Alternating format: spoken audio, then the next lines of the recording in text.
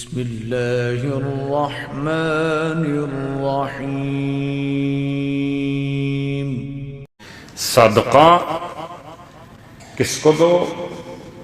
قوم کی مسکینوں کو، قوم کے غریبوں کو نہیں، اپنے مسکینوں کو اور اپنے غریبوں کو۔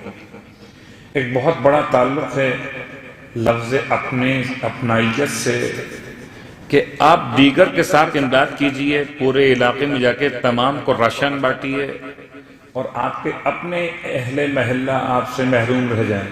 خدا یہ نہیں چاہتا۔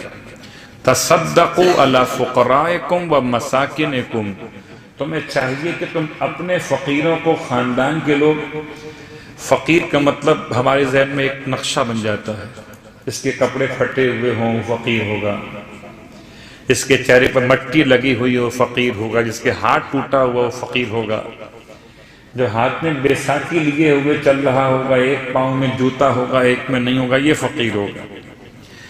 تو کیا فقیر اسی عنوان کو کہا جاتا ہے؟ فقیر کی تعریف کیا ہے؟ جس کے پاس سال بھر کا اپنا اور اپنے اہل و عیال کا نہ تو خرچہ موجود ہو اور نہ اس میں کوئی ایسی صلاحیت ہو کہ سال بھر میں کما کر اپنے اور اپنے بچوں کے اخراجات پورے کر سکتا ہو، شرعاً ایسے شخص کو فقیر کہا جاتا ہے۔ ہو سکتا ہے فقیر کے پاس گاڑی بھی ہو، صلوات پڑھیں محمد والے محمد۔ سمجھیے گا، میں ان فقیروں کی بات نہیں کر رہا جو پروفیشنل، جو باقاعدہ ایک مافیا بن چکے ہیں۔ بس ایک جملہ آپ کی خدمت میں عرض یہ کر دوں کہ معصوم فرماتے ہیں اگر انسان کو یہ معلوم ہو جائے کہ ہاتھ پھیلانے میں کتنی ذلت ہے تو کوئی انسان ہاتھ پھیلانے کا ارادہ ہی نہ کرے، اور اگر انسان کو یہ خبر ہو جائے کہ پھیلے ہوئے ہاتھ کو عطا کرنے میں کتنی برکت ہے تو کوئی کبھی کسی خالی ہاتھ کو واپس ہی نہ کرے۔ اسلام یہ چاہتا ہے کہ سخاوت اپنے مقام پر رہے مگر جو گدہ گری ہے وہ ختم ہو جائے۔ لیکن یہاں تصدقوا علی فقرائکم، یہ محلے میں گاڑی سے گزرتے ہوئے روڈ پر سگنل بند ہونے پر، جیسے پاکستان میں، ہندوستان میں، اب تو بعض دیگر ممالک میں بھی خاص ماہ مبارک سے پہلے فقراء دکھائی دیتے ہیں جو کہیں سے لا کے رکھ دیے جاتے ہیں۔ ان کو مت دیجئے، ان کو دیجئے تو اور موضوع ہے، وہ آپ کا اپنا عنوان ہے کہ خالی ہاتھ ان کو آپ نہ واپس لوٹائیے، لیکن اصلاً ذمہ داری ان کو دینا نہیں ہے۔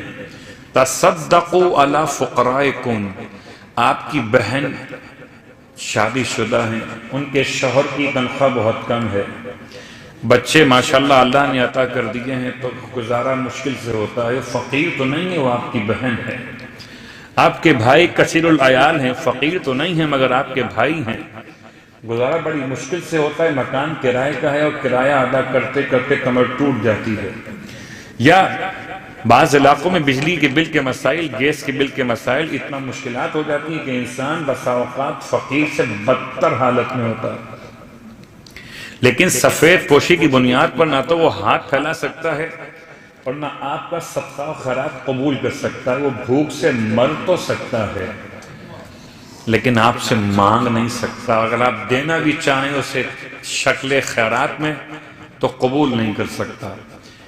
اللہ کے رسول نے بہت عظیم جملہ ارشاد فرمایا، تصدقوا علی فقرائکم، جو تمہارے فقیر ہیں، تمہارے، کیا مطلب؟ تمہارے خاندان میں، تمہارے اپنے گھر والوں میں، رشتہ داروں میں اگر کوئی ایسا غریب شخص موجود ہے جس کی محنت مزدوری سے حاصل ہونے والی آمدنی سال بھر کے لیے کافی نہیں ہے تو اسے عید کے نام سے، اسے تحفے کے نام سے، اس کے بچوں کی اسکالرشپ کے نام سے، تعلیمی وظیفے کے نام سے آپ اس کو اس طرح امداد پہنچائیں۔ صدقہ وہ نہیں ہے جو آپ نے ایک ایک درہم نکال کے جمع کیا، اب یہ 30 درہم میں سکے جمع ہو گئے، اس کو کون صاحب عزت مومن قبول کرے گا؟ کبھی سوچا بھی؟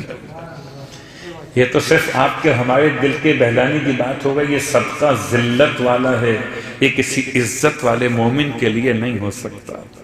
اس کو تو آپ نیت، انما الاعمال بالنیات، کیوں بتا کے ہم اور آپ کے درمیان علماء پریشان ہو گئے کہ اوپر سے گھما کے اتار دیا، صدقہ خیال کیا، دور کر کے رکھ دیا، نہیں، تمام باتیں سمجھانے کے لیے تھی کہ صدقے کے مال کو کبھی اپنا مال نہ سمجھنا۔